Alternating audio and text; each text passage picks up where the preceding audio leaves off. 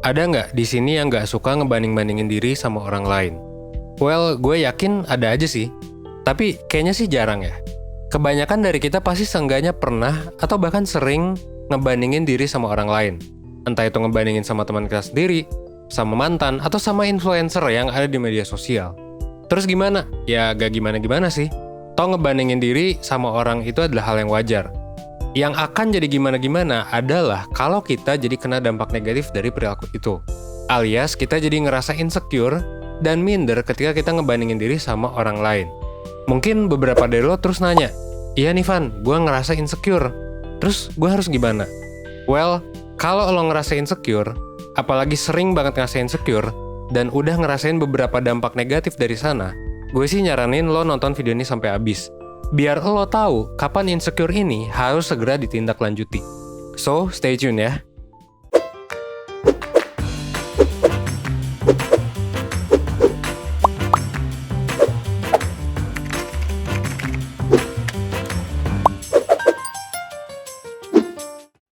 Well, pertama-tama, insecure itu bukan berarti lo kena gangguan ya. Meskipun bisa aja mengarah ke gangguan, tapi insecurity sendiri sebenarnya wajar. Tentu dengan syarat. Pertama, insecure ini wajar dalam kadar yang gak berlebihan. Dan yang kedua, lo sadar dengan insecurity ini dan lo berusaha untuk ngelakuin sesuatu buat menanganinya. Nah, terus kalau wajar, terus kapan? Lo harus waspada dengan insecure ini. Well, ada beberapa poin yang bisa lo coba cek. Pertama, lo ngerasain gak dampak dari insecure yang ngerugiin buat diri lo? Misalnya, lo jadi berhenti berusaha karena mungkin lo minder dan ngerasa gak mampu. Atau juga lo malah jadi nggak ngambil opportunity buat ngembangin diri. Nah, ini adalah hal pertama yang bisa lo waspadai, yang bisa lo tanyakan ke diri lo sendiri. Karena ya dampaknya adalah negatif gitu kan. Lo jadi nggak berkembang dan mudah putus asa. Kalau lo ngerasain itu, ya berarti lo perlu waspada nih dengan insecurity yang lo alami. Yang kedua, insecure dan minder ini terjadi dalam waktu lama nggak? Terutama ketika lo nggak ngelakuin sesuatu buat mengatasinya. Gue banyak banget ketemu klien di sesi mentoring, di mana klien gue ini ngerasa bahwa mereka tuh insecure dan minder dari kecil. Misalnya susah berinteraksi, susah terbuka sama orang, atau ngerasa mereka tuh adalah orang yang pendiam gara-gara ya minder atau insecure. Nah, kalau lo juga ngerasain hal yang sama, coba deh lo lihat ke diri lo sendiri. Ada nggak sih yang udah lo lakuin buat mengatasinya? Kalau misalnya lo belum bertindak dan selama ini dibiarin, maka ya bisa jadi dampak negatifnya atau kebiasaan buruknya ya jadi nggak teratasi. Dan bisa jadi ini juga udah sampai ke bertahun-tahun gitu. Kalau udah kayak gini sih, maka ya paling baik buat lo untuk take action sih. Entah itu buat belajar lebih lanjut atau juga buat konsultasi. Itu yang kedua. Nah yang ketiga, coba deh lo lihat ke diri lo sendiri.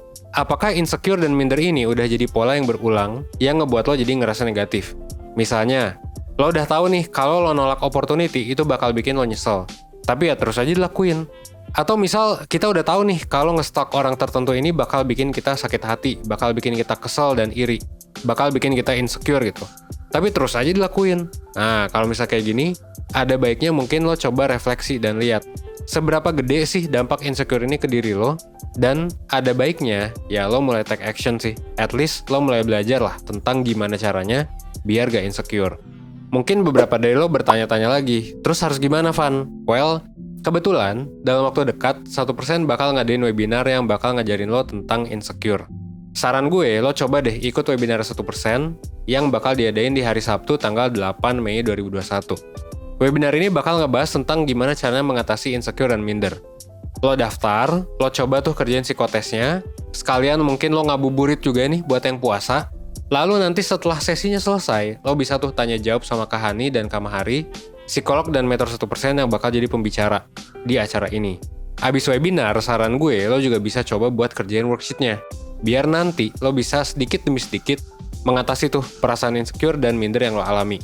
Langsung aja lo klik link di deskripsi dan pakai kode promonya. Biar apa? Biar lo bisa dapet diskon spesial. Dan inget, ini diskonnya terbatas ya. Dan kalau lo kelewat, ya silakan aja ke 1%.net ya. Buat coba cek berbagai layanan 1%. Oke? Akhir kata, semoga video ini bermanfaat buat lo. Well, gue Evan di 1%.